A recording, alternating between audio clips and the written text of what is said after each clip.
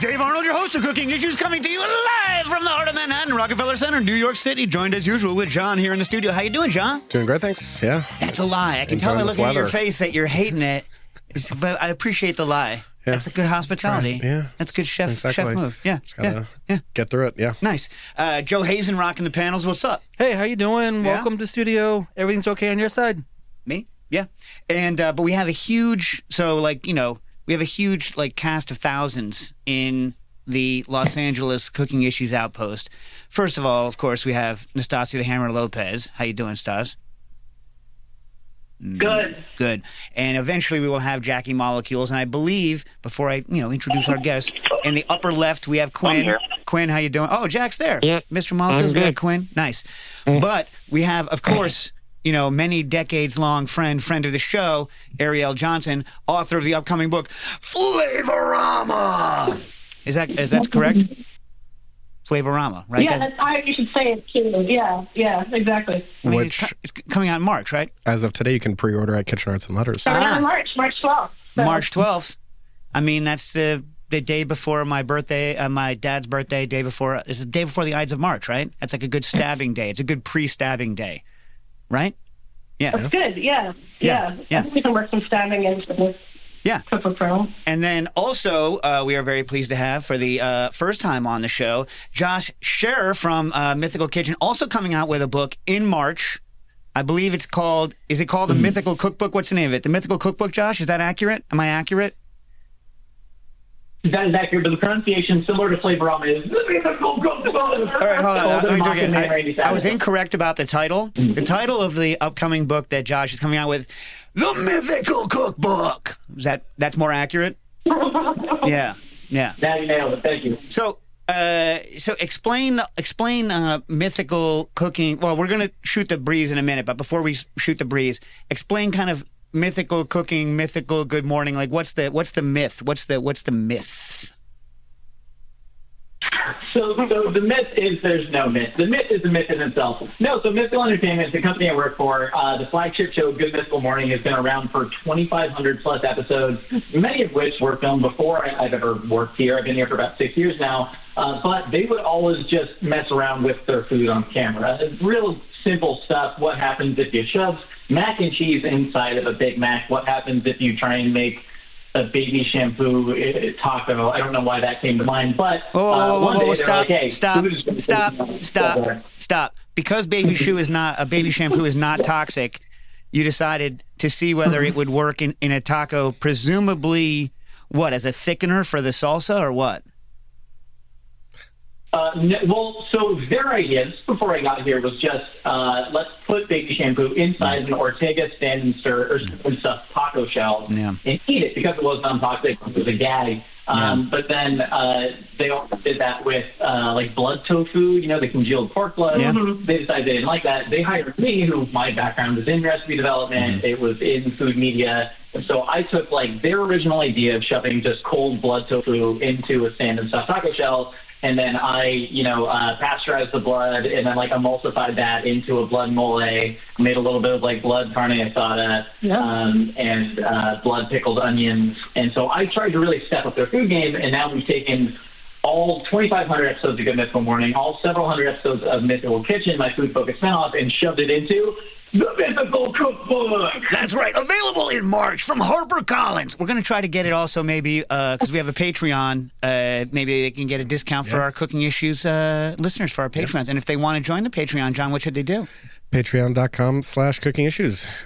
Check it out. There are 3 different levels of memberships. You get different perks at every membership or every level, access to our Discord, discounts like Kitchen Arts and Letters and other awesome vendors that we work with. You get your questions answered in a more prioritized fashion than would otherwise happen. For instance, also, you have the number. You can call in your questions if you're a Patreon member to 917-410-1507. That's 917-410-1507. If you're listening. And it's a little later than normal, so. True. Yeah. True. I had the joys of going to but yes, Quinn, what's up? As we forgot to mention last week for patrons, we're also occasionally releasing early exclusive recipes like your acid-adjusted key lime pie. Well, I mean, it's kind of it was a Patreon. It's a Patreon member's idea. It's the best culinary idea that I've heard in years. I mean, the best. I mean, clearly the best idea I've heard in years. So, Josh, here's what key lime pie is delicious product, right? I agree with that, yeah. Yeah. So key lime pie is delicious. So, I do this thing. I've been doing this thing for years where for cocktails, I adjust different juices up to the acidity of lemon or lime such that they can function in cocktail recipes. And one of our Patreon members was like, what if you did that for key lime pie? And I have to say, it is delicious. The color is always a little wan. Speaking of color, in your upcoming book, I know we're supposed to shoot the trash first, but one of your recipes is for Gatorade muffins. And first of all, anytime someone mentions Gatorade, someone has to sing the Gatorade is thirst aid for a deep down body thirst. Who's going to do it? Gatorade is thirst aid for a deep down body thirst. Like that, right? Someone has to do it. And as you've said on your show, I don't know. It sounds like it must have been. Yeah. So you reduce the Gatorade. You reduce like 2 bottles of Gatorade down to like a weeny little amount, and then have a sour cream base in the muffin. Now, is this because of your love of lifting weights and gym and sports that you went to Gatorade on this, or what's the reason for a Gatorade muffin? Well, the reason for the Gatorade muffin, of course, is to increase hydration. I mean, what's the number one problem with muffins in America today? Lack of salt and electrolytes. Lack of electrolytes. What is an electrolyte? I could not tell you, but it's what your body craves. No. So much of what we do here, I have a friend. This story's going somewhere. I had a friend who worked in a chemistry lab at UC Santa Barbara right after we graduated. He was trying to sequence the genome or something of some stem cell of a sea monkey. And I was like, is this Wait, for did you say cancer sea monkey? research? Did you say sea monkey or monkey? Sea monkey, a sea monkey. Yeah. Biggest scam in the world, sea monkey. Brine shrimp. Is that what they're called? Yeah. Are sea monkeys just brine shrimp? Yeah. I think. But he said something to me I'll never forget, where he said, no, we're doing it just to know it. Nobody else has done it before. We just need to know. And sometimes that's how science works. I have that view of cooking. I had never seen a Gatorade muffin before. I needed to see what a Gatorade muffin would taste like. Turns out a little acidic. When you reduce the syrup that much, all that citric acid really shines through. And then there's already the sour cream in the cake batter. And so, it was a little rough, but I'm glad we did it. And now you can make this recipe that sucks at home. Right. So, the reason I brought it up is because... Optimally for translatable acidity and optimize. Yeah, where were you? I'm sorry. Yeah. For the next one. But my question was, when you reduce it that much, how's the color? Because that's the main problem with the acid adjust key lime pie, is that I have to add a little bit of food coloring to it because, in general, key lime pies are either naturally a yellow color, which marries well with the condensed milk, or they dope it with green food coloring when they use regular lime. So I cheat. I have food coloring. So I'm not above it. You know what I'm saying?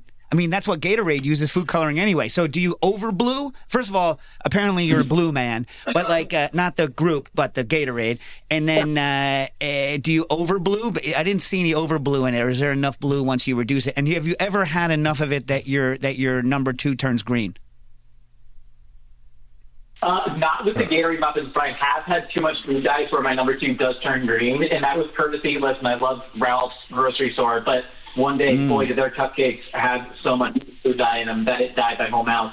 But with the Gatorade muffins, you would be shocked. Well, maybe not. You would be shocked. Many would be shocked at how much blue food dye is in there. Once you produce a gallon of it, that really will permeate your dozen or so muffins that you create. So no overbluing needed. Yeah, Nastasia and I like shopping at a Ralph's. Right, Stas? Yes. Ralph's. It's the only grocery store you shop to that already sounds like you're vomiting. I just don't understand why it's called that. All right. Yeah. Do you know Nastasia and I, back when I was at the French Culinary Institute, we bought a whole bunch of FNDC blue dye, a powder, right? And Nastasia wanted so badly to put it into gel caps so that she could give it to people and their poo would turn green without them knowing why. But I was like, you can't. I was like, you can't mess with people's insides. She's like, but they're kind of friends. And I'm like, yeah, nah. It's like, once you're in the food business, you can no longer feed people things surreptitiously. Like, you've given up the right to surreptitiously mess with people's insides once you've started doing this crap for a living, because, as you said in your air fryer sorry episode, like, there's a certain level of trust. You know what I'm saying? And, I felt that was... It's not official Hippocratic oath, but I think it's like an unspoken... Yeah. I have a product idea. I'm in a room with many learned doctors right now, and so I have a product idea, speaking of messing with people's insides surreptitiously, but is there a way that you could take some sort of pill or ingest something that would perfume your flatulence to, say, smell like a cinema? Well, this has been a topic of discussion for a long time, and the only time I've ever had it happen to me was when Nastasia and I had over 200 varieties of citrus just up the mountain from Watsonville at the late Gene Lester's citrus farm. And, I pooped OJ, and it smelled the part. It was amazing. Wow. It was amazing. Wow. Yeah, never before, never again. Ariel, should that be possible? I mean, probably not, right? Because you can't control the bacteria. So like flatulence, it comes from, like bacteria in your colon breaking stuff down, so if you eat like a undercooked Jerusalem artichoke, that's why.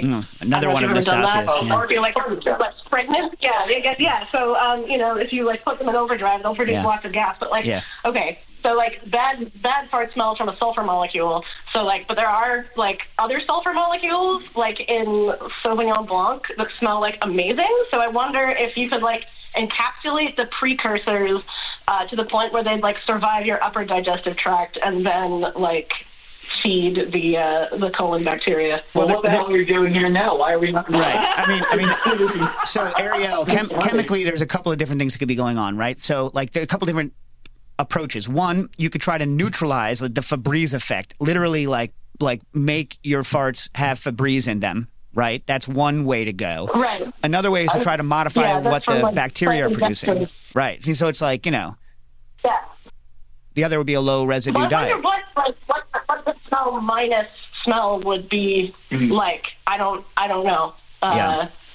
I mean, you could kind of like both of them, like microencapsulate a cyclodextrin in such a way that it like stayed encapsulated till it reached your colon, or like right after. But I don't know. Like, considering that like all those bacteria love eating fiber, and cyclodextrin is basically, it's a carbohydrate. Like they might actually like eat it and do something weird with it. Well, so my idea, if this doesn't pan out, you just kind of shove a dryer sheet up there. And I was gonna say, like, there's always a suppository route. Yeah. Well, so you're like I mean, I'm sure somebody makes like activated charcoal like chonies, right? They have to. Someone has to. So it's like, going through a couple layers of stuff on the way out.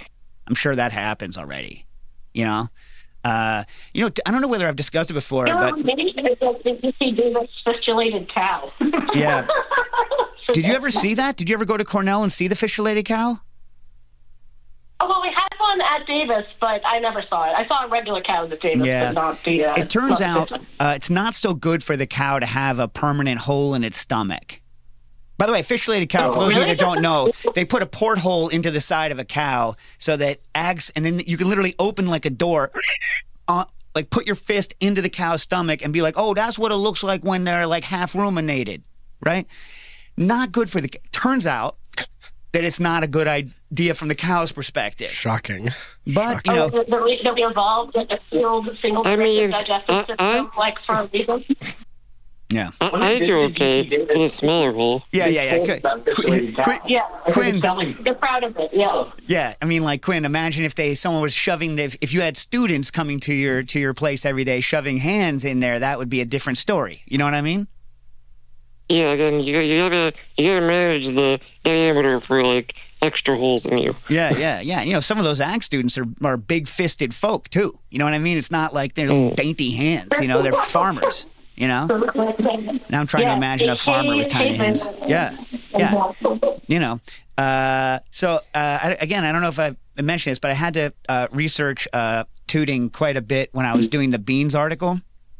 And here's something that Oh, yeah. Yeah. So you'd think that this would be something that you would know, like, actually, I don't know my blood type. I know it's either A or B, but I don't know which one. I can't forget. Yeah, whatever. If I get hit, I get hit. But most of us are either a hydrogen person or a methane person, right? So, like, some of us fart methane, and some of us fart predominantly hydrogen. And you'd think that you would kind of know what kind of person you were. Like, maybe you would, like, go to, like, groups where, like, we're hydrogen people. Oh, no, we're methane people. You know what I mean? But it's not something that people know.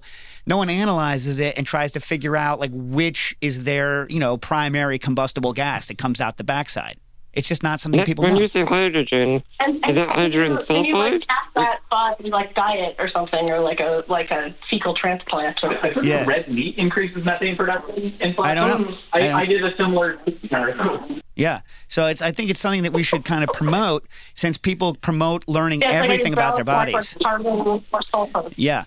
Because honestly, what I think is that as a culture, we need something else to worry about with our bodies and feel guilty about. So, so we need to crack it. It's like how they invented cellulite as a problem to, sell various things to women. And now we can, to bodybuilders eating too much routine, sell... fartotype. I'm doing my part in the fart positivity game, because at the gym, I go to a public gym, I will fart with impunity. And to me, it's not even marking my territory, but it's like an invitation for everybody to come towards me and say, it's okay, we all do this. Are you best friends with Nastasia? Because that's her view. Nastasia is the queen of the airplane farter. She is the airplane fart queen. She can mist up like 3 rows in any direction. And then she's like, why don't you want to sit next to me on the plane? First of all, we're both deathly afraid of flying. And so you don't want 2 people who are afraid of flying to be next to each other. It's a bad idea. You know what I mean? And then, like fear plus toots. Plus, first of all, like I have fear sweat. You know how bad fear sweat smells? Like I sweat quite a bit, but my sweat doesn't smell like fear sweat. But on an airplane, that fear sweat, it's its own Megillah. You know what I'm saying? I don't like it. Don't like it. Yeah. Yeah.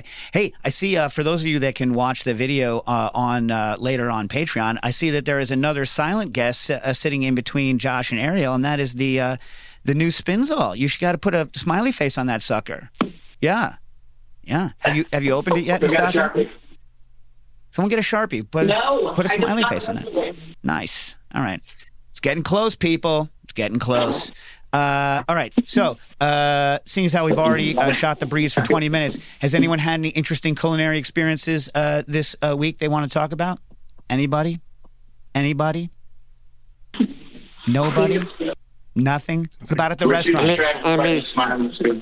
What? Let her cook. Let her cook.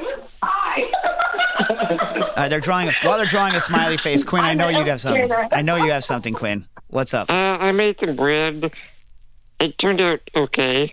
I'm getting a weird issue. It's very descriptive, Quinn. What kind of bread, and in what way only okay? A 33% freshly milled flour. Okay. Batard. Kind of sourdough. I guess more accurately, like a mother starter, because I did start with yeast like 3 weeks ago. Yeah, a couple questions. One, why start a sourdough starter with yeast if you're going to do it 3 weeks ago? You can just start it normally if you're going to start it 3 weeks ago. I've been using it. Okay. I started just another starter, and then whatever. Whatever. Like, because I think the sourdough, honestly, with sourdough, I think it's do whatever in the hell you want. Anyone who's a purist about sourdough needs to bang their head against the wall for themselves. Don't make other people feel bad about what they do. Just do whatever you like. That's my feeling. But now, I had a starter die, so I'm like, well, yeah. First of all, the word batard is a ridiculous word. It sounds like Jean-Luc Picard. It does not. It's the dumbest. Not the dumbest. What, you guys like it? You're pro batard. I mean, no. What? Am I getting some backlash? You guys are pro batard? No, right? The word. Wait, say it in French. I feel pretty neutral on it. So it seems like a meaningful word. Like somebody says batard, I know what they're trying to communicate. It's useful for describing something that nothing else. It sounds like a mixture of bastard and Picard. I don't know. It's like, anyway. The other thing is, why only 33%? Why mill it all and then only use 33%? Why? I mean, I'm not saying it's bad. I'm just asking why. Dave, are we going to get into this again? No. Although we're going to have one of our old school stupid arguments later, I'm sure. We'll do it towards the end. We'll do it. Not you and I, Quinn. Not you and I. I mean, should we ask Josh's opinion or Ariel's? If they care. Are you interested in milling your own flour? Is this something you guys care about or think about on a daily basis? No, but I did it in a Vitamix once, and it worked well enough. Oh, yeah. I've done a lot of side-by-sides on that. So back when I was writing my second cookbook, before I was told to stop writing my second cookbook to redo my first one, well, it's a cocktail book, I had originally said that a Vitamix sucks at making flour and that only a moron would use a Vitamix to make flour instead of a mill. And then I ran the side-by-side taste test with the mill and the Vitamix, and it turns out the Vitamix it's okay. It's not the best in the world, but it's also decent. It's also it works fine. And so I was like, damn it. Because I set up this huge test and I did all of this work to prove that you couldn't do a good job in the Vitamix, and damn if you can't. Son of a gun. You know what I mean? Was that like without sifting to get like uniform particle size? Yeah, so that's the thing. So you sift in between grinds and put it back in is the best way to do it. There's like the difference between a blade coffee grinder and a burr grinder. The main problem with a Vitamix from an end flour point of view, it depends on whether you I typically do like a sift, like a high extraction. Like I get 85%. Most of the stuff that's sifted out is bran, because in a mill, the bran comes out coarser. So one of the issues with a VitaPrep is you tend to, when you're remilling and sifting, you tend to pulverize the bran. Right. So if you're going to do full whole wheat, I think it works better than if you are trying to get a sifted thing. But also you get really ridiculous fines with a Vitamix, which is good if you like classic super fine flour. I'm also very pro like damage, like for certain things, damage. Like I know you like Josh, like flatbread scenarios, at least you mentioned them. And so I don't know if you know this, but like, Indian, and there's another phrase I hear you say a lot. I say it a lot. I don't know if you know this, but Indian flour, the whole mill atta, is ground very hot. So there's a lot of starch damage. So I would imagine that if you just blended the ever-loving snot out of it till it got hot and starch damage, that it would actually make a decent chapati. So there you have it. I haven't run that test yet, though. Have not run it yet. But you need a very fine flour with a lot of starch damage. And why, John, do you want the starch damage? Why? So it absorbs more moisture so that you can have a drier, more machinable chapati, right? Of course. Come on, man. Of course, yeah, I'm sorry. God. Yeah. Damn it. My bad. You know what sucks? Being someone who only makes that kind of stuff like once every couple of months. And so at the end of the night, everything puffs well. And then the next time you start, you're a jerk again. You know what I'm saying? Yep. Terrible. Terrible. What am I missing? Am I missing anything? Or should we start talking stuff? Oh, you got anything good at the restaurant, John? Been working on water zooey. Yeah. Specifically Ghent style one, which is fish. It's also a weird name for a soup, right? It's a soup, isn't it? It's like a soupy, stewy kind of hybrid thing. I mean, if an American came up with it, what would be in it? What would water zooey be if we came up with it? I don't know. I mean, it's originally using freshwater fish from the canals, but that doesn't. It sounds gross as hell. Yes. So now it's you want a fish that lives in poop. Well, exactly. You can make it with tilapia now. That's true. Yeah. Well, I know you love that Yasmin, Dave. Oh man, nothing better than the stink of dirt. Oh, should we explain to Josh the Jasmine incident if he's not aware? I think he would get it. Well, Jasmine is the smell of dirt. And we lost our video. That's fine. Jasmine is the smell of dirt. And so I bought some smell of dirt to make a dirt martini. And it was the worst thing ever. But Ariel did the calculations afterwards and calculated that I had added enough Jasmine to make what smell bad there, Ariel? How large of a unit could I have made smell bad? At least an Olympic-sized swimming pool. Yeah. So not like a... In one I mean, this is like... Yeah. This is a problem with or like the sort of danger of pure flavor molecules is like, because you did a reasonable thing. You did cereal dilution, so you made like a 1% solution of it, and then took a tiny amount of that. But the problem is there's like a few molecules that we can smell at like parts per trillion levels. You need to go like a few steps, order of magnitude further to get it in the okay range. I mean, the good news though, right, is that we're not like, correct me if I'm wrong. Are typically like. But sigmoid, there's a sigmoid relationship. So I was in saturation zone. So if I'd added 20 drops, it probably would have seemed the same, right? Yeah. After a certain concentration, you like can't get the receptors to respond more. Baby. Yeah. Over the top. All right, let's get to the Patreon questions for Josh before we do anything else. That way, I will have gotten to them before, I have to get into some of this stuff like hot dogs and stuff. Although I really don't want to talk about hot dogs as a sandwich, but I feel like I'm going to have to. But I don't want to at all. At all. But I have actually a new piece of opinion to inject into that. Okay. I think the real question is, are all of those things tacos, since the taco predates the sandwich by approximately 5,000 years? It does and it doesn't. So tortillas, the eating a tortilla with stuff on it. Whereas we have an actual very firm start date for the sandwich. Since we call it a sandwich. Tacos, taco was not invented until the mid to late 1800s, which to me is nuts. But you see the word tamale, which is tamale has a several thousand years old etymological root to Nahuatl language, right? It's very similar. But taco, for whatever reason, doesn't enter the lexicon until the late 1800s. And so for me, a taco has to be an unleavened tortilla. I don't count a little bit of sodium bicarbonate in there. Don't count that as leaven.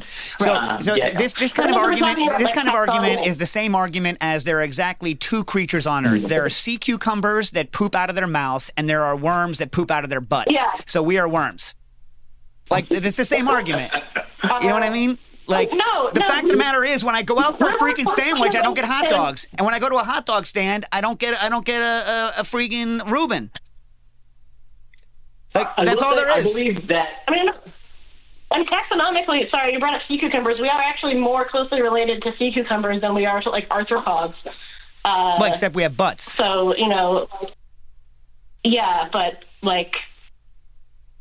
but I believe the anus. There's a question of uni. What type of shellfish is uni? Is it a mollusk or is it an arthropod? And it's echinoderm. It's an echinoderm.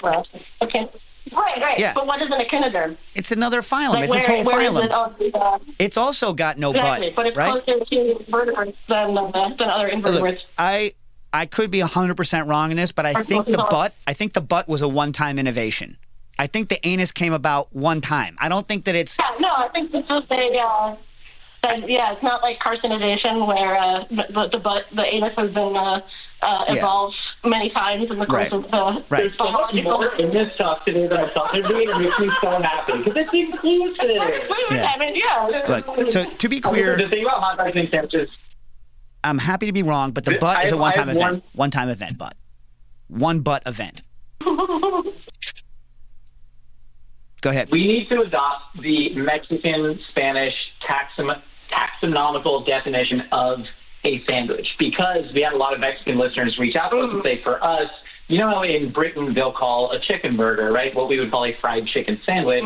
Anything on a round bun. This is a bun-based taxonomy, bread-based taxonomy. So apparently in Mexico, anything that is on sliced white mass-produced sandwich bread, that to them is a sandwich because they already have tortas and pambazos and all these. Wait, so torta's not a sandwich? Hot dogs. Torta's not a sandwich. No. A torta is a torta. A torta is a torta. Do you know what else it is? Delicious. It's delicious. I hope so. Tortas ahogadas are one of my favorite foods in the entire world. I will go to great lengths for them. Torta's delicious. I always categorize that as a sandwich, but I would never go to a regular sandwich place. Like a deli sandwich place and be like, you know what? Get me the torta that you don't know how to make. You know what I mean? That wouldn't happen. But what is a regular sandwich plate? Right, yeah. Right? I mean, What the hell? is it colonialism to use an 18th century British term as a standard for many men? That's the like, English shit language politics term and for it. That's the English language term for it, right? And, in the same way that, like, we call tea doesn't mean that we, when the word tea came about is when tea was invented. You know what I mean? Like, so it's. But in English, we call certain things sandwiches, but then saying, are these things that we don't call sandwiches also sandwiches? That's getting away from, linguistics and into philosophy. I think that's exactly the point. The question is, what does the English language word sandwich mean? Right? That's the question. What does the English word sandwich mean? And it don't mean a hot dog. Yeah. Well, I mean, this actually was brought up in the Minnesota State. The Minnesota State Supreme Court had to legislate whether or not a burrito was a sandwich. Interesting. Because there was a non-compete clause with a Panera Bread that had moved into a mall, and it said that no other sandwich competitors could move in. Then a Qdoba moves in, and Panera sues the mall, saying that you let another sandwich competitor in because they sell burritos. Right. So there are real-life practical implications. There are. Yeah. And I'm so glad we've gotten hours of content. Yeah. I know. Because, like, I normally go buy sandwiches full of pounds of rice. So burrito, makes sense. Get me a rice sandwich, but first, can you steamroll the bread until it's flat as hell? You know what I'm saying? It's like, no. Anyway, I mean, it's still not this kind of the way I feel about, like, people who are really uptight about, like, misspellings and typos, where they're like, oh, well, you misspelled this, so you're a moron. I'm like, but you knew what I was talking about. Yeah. So therefore, the, like, language was communicated and it served its purpose. Well, so, Ariel, that's exactly my point. If you on the hot dog and said, is this a sandwich? So you'd be like, no, that's not a sandwich. Well, but that's exactly my point. Saying that a hot dog is a sandwich is non-communicative because it's not the kind of thing you communicate. If you want a hot dog, right, it's not discursively useful. That's correct. It's like saying a Reuben is a sandwich. The difference between a hummus and alfalfa sprout sandwich on wheat versus like a Reuben on a giant hero roll is one tastes good and the other sucks. That's the difference. One tastes good and the other one is a rancid piece of crap that should never be made. If I can talk about one more court case, this is my special. It says Bimbo versus United States, I believe, in the year 2000, where they were importing hard shell taco shells, and the U.S. is trying to tax them as chips because they are very similar to chips. Right. If they're against wall, it becomes chips. It is also fried masa. Correct. But Bimbo successfully argued that they were a form of bread, and when it comes down to tariffs on this stuff, it's basically like you're trying to disincentivize snack food and incentivize whole meals. Right? I'm not. Right. So he's what Subway bread take in Ireland. And so they successfully sued the United States to say that no, this is sandwich bread. This is yet another like judges going wild because I am totally pro nachos. Nachos as a meal is a real meal. Nachos as a meal is as good of a meal as Frito pie is a meal. No. But in other words, saying that a chip can't be a dinner item and that it's only for snacks, I think is boneheaded. It's boneheaded. It's wrong. It's incorrect. It's wrong. Narrow-minded. Yeah. It's like, but it's always when a judge has to make some stupid tax call, like tomatoes getting called a fruit, right? Like tomatoes got called a vegetable for the purpose of taxes in like whatever it was, like 1910, 1920. Everyone likes to do this. Is Brancusi art or not? How are we going to tax the art when it comes in? It's always judges having to make these dumb decisions based on stupid trade regulations. Dumb butts. You know what? Speaking of tomatoes being a fruit or a vegetable, what always bothers me is that, like, if I'm writing something and I'm like I'm a scientist and I say like the vegetables like tomatoes, people want to like crawl up my ass. And I'm like, I'm like, okay, what's that? Eggplants, zucchinis, green beans, red peppers, and about 4 or 5 other things that everyone always talks about as vegetables, and like nobody gets on like pedantic about those things. Well, if you're gonna be pedantic, you need to be pedantic. Yeah, but then and all fruits are vegetables. So like vegetable is not like a specific plant part; it just is part of a plant. So like tomato is both a fruit and a vegetable. And not all fruits are fruits. You know what I mean? Not all things that we call fruits are fruits. Some are multiple achenes. Some are drupes. Yeah. Some are achenes. Yeah. An apple is actually, most of the parts you eat don't come from the ovary, but from the like swollen like the part of the plant right down from the flower. So it's like most of it, like the little circle around the seeds. Yeah. That's the only part that's actually like botanically a fruit. Comes from the ovary of the plant, and then all the stuff around it is like other plant tissue. And strawberries aren't berries, but I want it in my red berry smoothie. God damn it! Wait, what's not a berry? This is America. Oh, raspberry, not a berry. Yeah. They need to be different powers. I believe it's a multiple group. For everybody. Well, then like cumin is a fruit. Yeah, so like and a cane, I get dried this. fruit. Get this. Yeah. Blackberries are always disappointing when you buy them in a store. You need to pick your own blackberries. Blackberries in a store are disappointing. Sure. Yeah. You're like, they're always like very sour and don't really have a lot of. I've never had a blackberry. Really? You never what? Oh, they're good. Who's taking them? Gotta go to like Vermont or say, listen. Denmark. The two places when you're picking blackberries, first of all you gotta love the fact that it's gonna have that weird hard thing in the middle. Get to love that. It's not a raspberry, people, right? Get to love that. And then they're not water bags when you pick them yourself. First of all, like in Brambles, there's always one or two that are water bags. And then you find the good one, you're like, and then you eat it. But you can't buy them. All the ones you buy are just, at best, water bags because they're always moldy by the time they get to you. And man, that little soupçon of mold on top of the water with the hard thing in the middle. Also, commercial mulberries suck. Commercial mulberries are without worth. You know? Mulberry, tree to tree, baby. Even a good mulberry is okay. I think it would be good for all fruit experiences to be accessible to everybody, but like if the trade-off is like that a wild blackberry is as delicious as it is, I think some foods are just not made to travel. I once ate 2 pounds of Costco blackberries in one sitting at a laundromat, and I had a pretty good time. So yeah, no. My favorite. My favorite supermarket berry are the commercial blueberries when they're good, not when they're too big, but when they still have some acidity to them and they haven't started going soft. So I used to buy quarts of them and then drink them out of quart containers, not making smoothies, just remember that, Stas? Quarts and quarts of blueberries. Yeah. Sometimes I would steal it from the storeroom. I'd be like, we're doing a demo. We need a bunch of blueberries. And they would give us the blueberries. And yeah.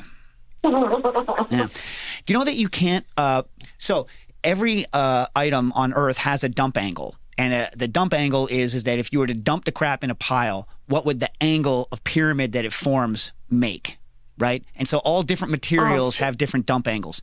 So it turns out that blueberries, you can't effectively drink blueberries out of a pint container. You need a quart container. Even if you're only drinking a pint of blueberries, you need a quart container to get the angle right. It just doesn't work out of a half pint. They pack together too efficiently in a small space? Yeah, you just need to be able to pop it back. It's best to half fill the quart and then twice. You're better off half filling but if you're using a full quart, you can kind of like off the top of it and then get to a point where you can start pouring it into your face. Right. Yeah. Are you squeezing the quart container a little bit to sort of give yourself a runway directly into the mouth? No. It's not a contest. I do this for fun. This is not like a hot dog eating contest. I'm not trying to mash them. I own a blender. If I want to smash them... Yes. Please. All right. Do you believe that L Butts is L Butts or L Buttes? Probably L I believe Butts. it's Buttes. Oh. There's an E. There's an E-S. Butes. Anyway.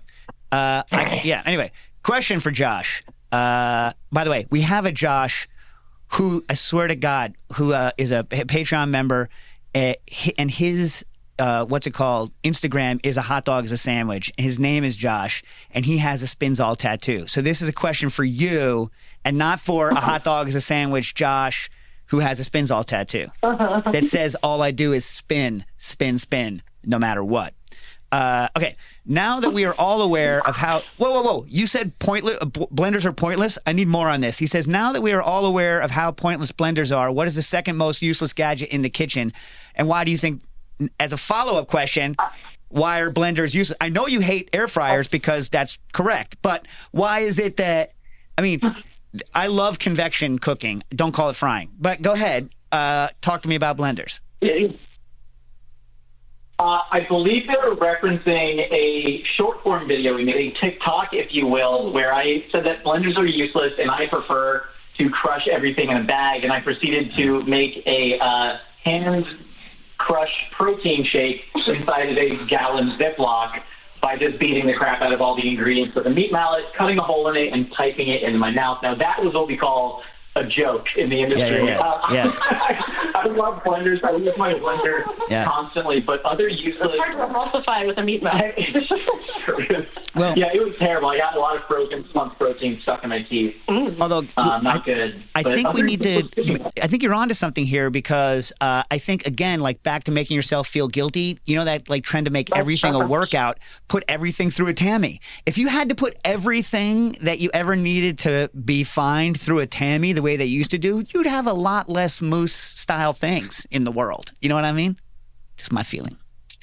Our least favorite, it's so funny. One of our culinary producers here left a Michelin-starred kitchen to come work with us. And Lily, if you're listening, we're so grateful to have you. Shout out to Kato. But the main difference in the way that we cook is she runs every single thing through a Tammy. And it's like, Lily, we're not there anymore. You don't have to do that. She's scraping through a Tammy. She has like pockets full of squeegees. If we had to do everything through a Tammy, like we still do. If you work in certain kitchens, you don't even shoot in 4K, so you can't even. I mean, it's pass it again. It's so demented to own a VitaPrep and then put it through a Tammy. It's just means you hate everything about your own life and the people that you work with. You know what I'm saying? It's like the whole point of the VitaPrep is that it gets rid of all, with a few exceptions, like if you're going to blend whole walnuts, but then that's going to ruin your Tammy anyway. You know what I'm saying? Oh, man. Old days, not good days. Wait. Air fryers. Why? Because I initially thought that what an air fryer was, when I heard the name, was something that took small particulates of oil and circulated them in a tornado motion. So, like, aerosolize. That's a relatively better idea. Yeah, basically, hyper-heating a pan spray. Yeah. And so creating the effect of frying with hot droplets. Yeah. Yeah. Okay. Yeah. And then when I figured out it was just a very powerful convection oven that lived on your, countertop, I felt like I was fooled. But so many people I know love their air fryer. It's gotten them into cooking more. And I mean, my future mother-in-law bragging about her air fried, what are the tobacco leeks? You know what I mean? Like the fried leeks they use as garnish. Oh yeah. She loved this salad. She loved this salad from a restaurant at the Jersey Shore. She used to go to when she was a kid, and she could never bring herself to deep fry the leeks, but she did it in the air fryer, and she finally got to experience the salad. It was beautiful hearing her talk about this. And so I feel guilty about my air fryer hate, but I would love for you to bring me back. Does she live alone? She does, yeah. Yeah. So air fryer is great if you need to make one leaf, or like a French fry.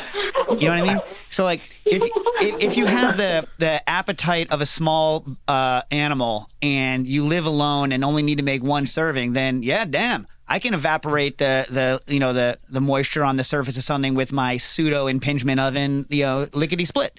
As soon as people come over, you're like, why does this recipe not work anymore? I can't even make tater tots in this dang thing. What the hell's going on? It's because it doesn't have enough power. It just doesn't have enough power.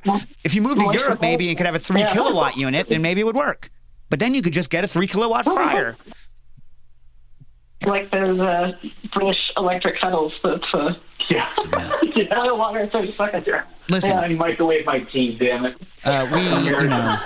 Do you know what? It gets so pathetic. Like back before Bed Bath & Beyond. First of all, when I was young, there was like a host of crappy houseware stores that you could walk into, right? And I know, Amazon next day, but I like walking in and like touching all the stuff, right? And we had different levels. Yeah. So the lowest end was Lecter's. So if you just needed some bull crap, you would go to Lecter's and get some bull crap because you needed to cook right now. Not tomorrow, not 2 days prime. I'm cooking now and I need another pan. You go to Lecter's. They went out of business. Now Blood Bath & Beyond is out of business. That pissed me off. Right? I don't know where I was. But towards the end of that crap, this may be the reason they went out of business. They're like everyone's healthy. They stopped selling fryers, and I was like, where are the fryers? They're like, the air fryer's over there. I did not say that. Where are the fryers? You know what I mean? And like they stopped selling them. No wonder they went out of business, jerks. idiots.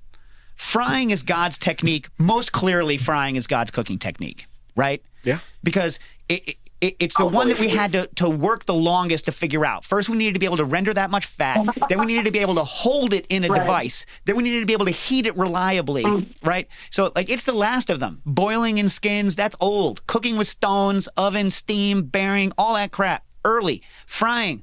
It's the apogee. It's the height. We figured it out. We're like, yes, yes. And then why stop? My feelings. Were there no other major cooking techniques invented? Is that truly the apex? Yeah.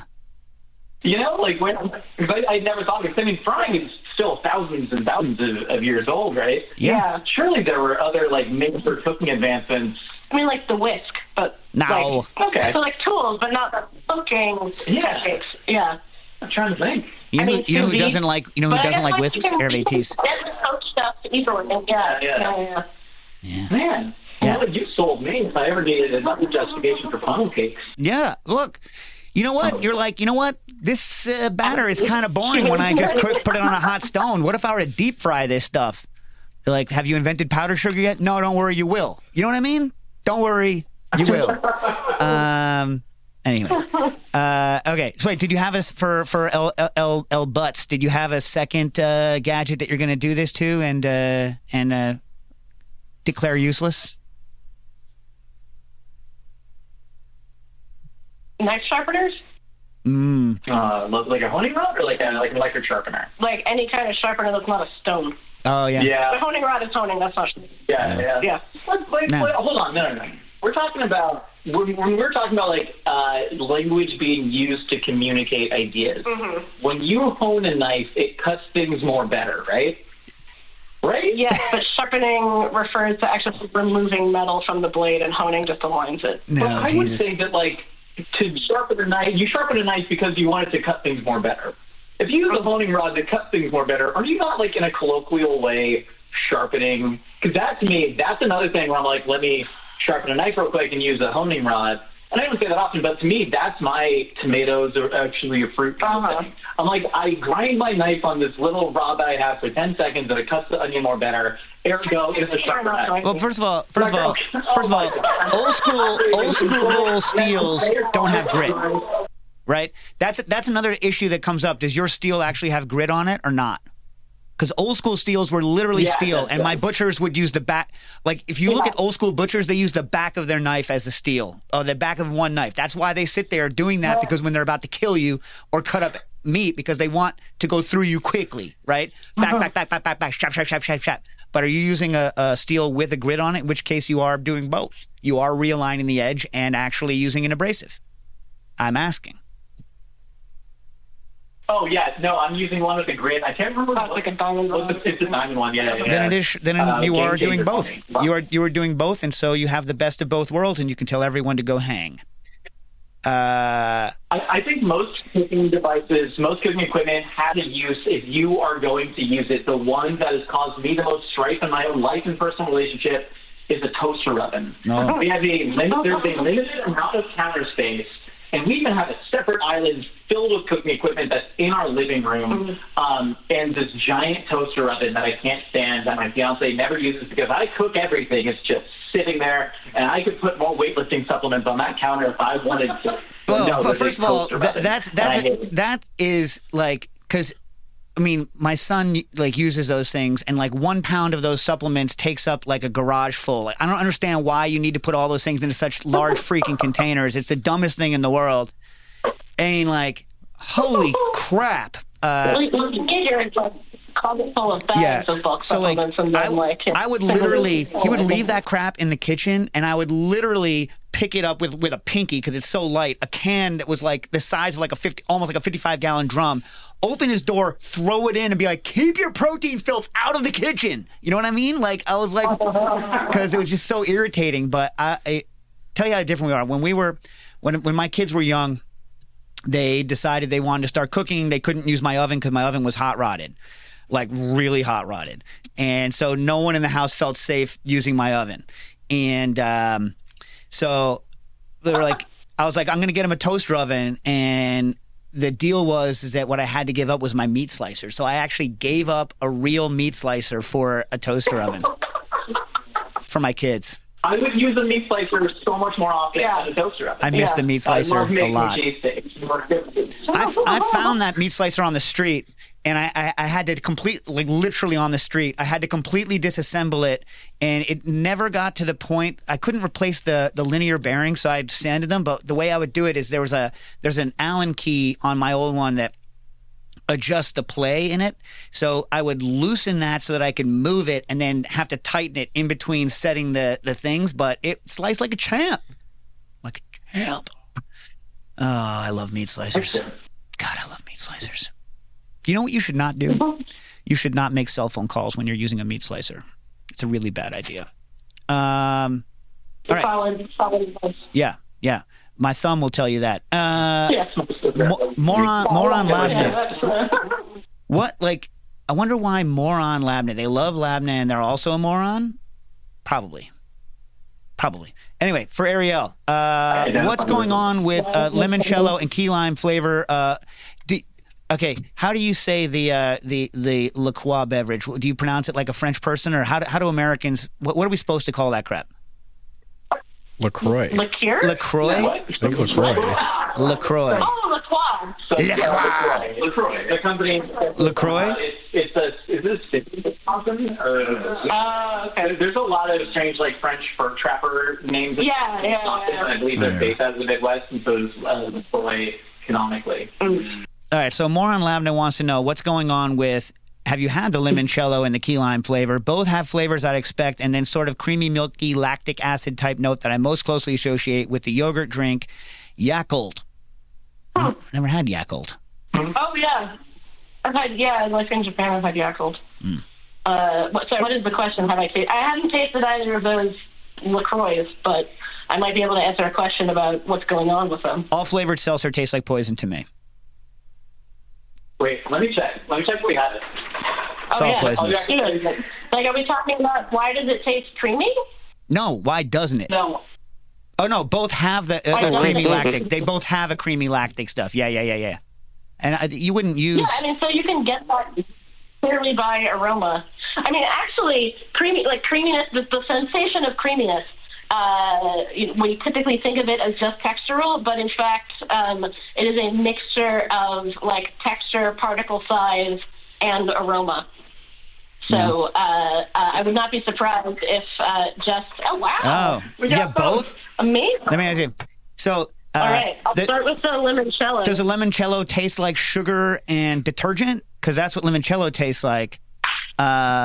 It's an alcoholic sugar detergent product. So I guess it was creamy mid-note, but... creamymidnote.com. All right. While you're tasting these and getting ready... Yeah, there's probably some vanillin and maybe some kind of slightly... Listen, for those of you that can't see what's going on because you're not a Patreon member, Ariel is doing the full. She's doing the full tasting thing. She's putting it over her palate, doing the mouth movements. She's actually pretending that this is a real product that she should be tasting. Sorry, so asking a flavor question, and so I'm answering it earnestly.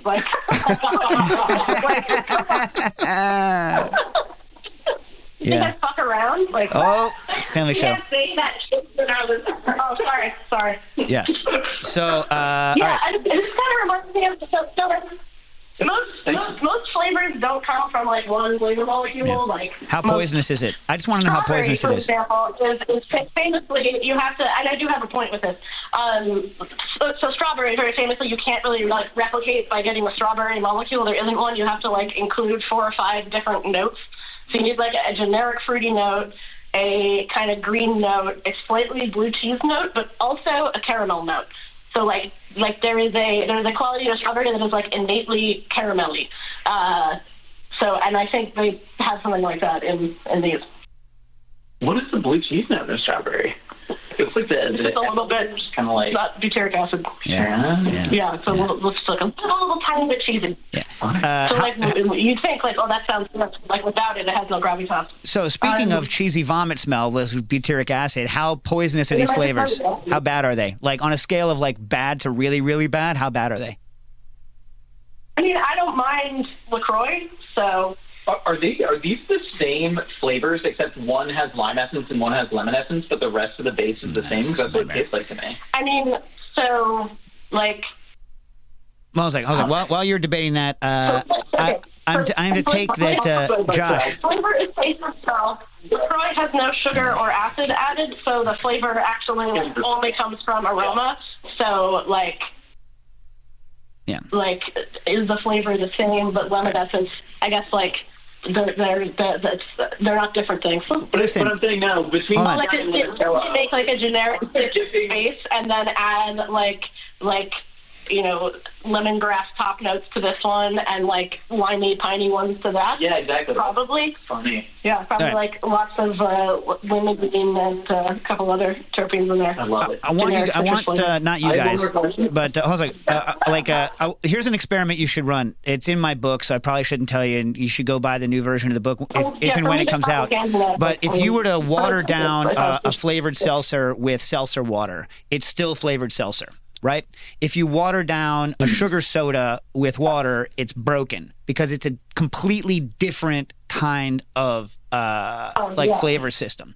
And so it's a very good experiment to run. So what I have people do is like, 50-50 water, one of these poison flavors, do it with Coke. Sparkling water and Coke or something? Yeah. So, but once the Coke drops, so Coke is roughly somewhere from 10 to 11 bricks, once the sugar level goes down, it loses all of its structure. So, but you can add glycerin to it and bring its structure back. It tastes like more diluted flavor, but it doesn't taste broken anymore. So that's one of the experiments in the book. But I take it that Josh is a diet soda drinker, as was I for many, many years. Is that true? Yeah. I hear you like the pepper. Have you had the Whataburger Dr. Pepper shake? Disappointing. I have never had the Whataburger Dr. Pepper shake, though. Yeah. But what an interesting Texas fusion there. Yeah, it's like a Hershey's Yingling Portland. Yeah, not enough pepper flavor in it. Not enough Dr. Pepper flavor in it. Still disappointing. Yeah. Well, what is the flavor? We did a podcast about this. Just what is the flavor of Dr. Pepper? Which is basically like cola plus cherry. So I prune, theoretically right? prunes. No, the prune thing is a complete. Okay. The prune thing is completely a myth. It does have like a fruit, like a stone fruit. I think it's amaretto combined with there's that kind of dark dried fruit. Yeah. My theory is that he mixed root beer and cola together because he was a pharmacist. I can't remember. Was it John Pemberton or is that something like that? Some Texas dude. Allerton. Yeah, it's like Charles Alderton. Charles Alderton, yeah. He was like a pharmacist, and sodas were just cure-alls back in the day. Right. And now they're coming back to cure-alls, which is great. Prebiotic, postbiotic. Yeah, CBD. Yeah. Because they worked so well last time. You mean? They're coming back to cure-alls because they really worked the first time around. Yeah, they did because it's just narcotics and all of them. 7-Up was just lithium. It's all lithiated. You can still go to Springs with lithium in them. Impotence. So. But anyways, that's better. It's 23. Well, I mean, if you say amaretto, I mean, almond is a stone fruit. Yeah, technically. I can say this: bartenders all over the world were very upset when Lemon Heart 151 was taken off the market because then you couldn't make flaming Dr. Peppers anymore, which have no Dr. Pepper in them. There's like a lot of vanilla and then some like really white caramel notes. All right, guys, we got 3 minutes left. 3 minutes, and then we're getting hard pulled out of here. Talk to me about pulled pork Twinkies. They're not really Twinkies. They're corn dogs. They're corn dogs filled with pulled pork. 3 minutes. Corn dogs. Wait, what about? Talk to me about them. They're not Twinkies. They look like Twinkies. This is from your book. You wrote the book. They are news. That was just an original. I really wanted cornbread that was built. All the best foods are phallic shaped. I know there's kids out there, but listen, they just are. They easily fit in your mouth. I love pulled pork with cornbread, but I wanted a tubular shape to get in my mouth. I think the original Twinkie is still the best mass-produced snack cake of all time. I think they did an incredible job. So we bought the Twinkie molds and we filled it. Is it probably better just to eat barbecue on the side with your cornbread? Yes, but this I can take in the car with me and eat it, and I love it. It's like bringing the sandwich back to its origin. I'm not going to go there. I'm not going to go there. All right, I'm going to take you to task. And do something else. In your cheeseburger nuggets, why 90-10? Why 90-10 in your cheeseburger nuggets? You're like, I'm going to save a little fat and go 90-10. What the hell is that? For the beef. Because otherwise, I think you would have too much fat leaching out into the batter without. If you did if you did a Curon mini first to sort of emulsify that and kind of agitate it, get the myosin. Myosin, yes. Right. Yeah, into a science. Yeah. Then I think you could do fattier, but So you're saying you have the only good application for 90-10? Listen, I come from the sports and bodybuilding world in a lifetime ago. I've eaten so much 96 4-ground beef. You have no idea what I am thinking. 90% of the indulgence for you. Let's talk, how was the frozen pizza muffaletta? And you make sure that it's cold, but you know there are people who serve a hot muffaletta. Have you tried it warmed?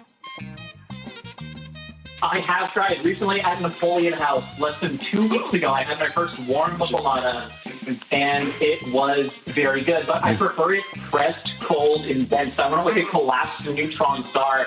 And the DiGiorno pizza's non-sponsor worked really well because it is on that round bread. You're just getting a little light seasoned tomato paste, and the cheese is already in there. Press it down. It works deceptively really well. Yeah. So describe how... Okay, you made Fruity Pebbles pancakes. I'm assuming they were terrible, right? Fruity Pebbles are terrible. I like them. They're god-awful. I think they're great. All right. All right, listen, I got 25 seconds left. Buy Flavorama. Buy the Mythical Cookbook. Or if you want me to say them both accurately, Flavorama and the Mythical Cookbook. Buy them on Kitchen Arts and Letters. Support our local people. Josh, thanks so much for coming on. Ariel, a pleasure as always. That's it. Cooking Issues.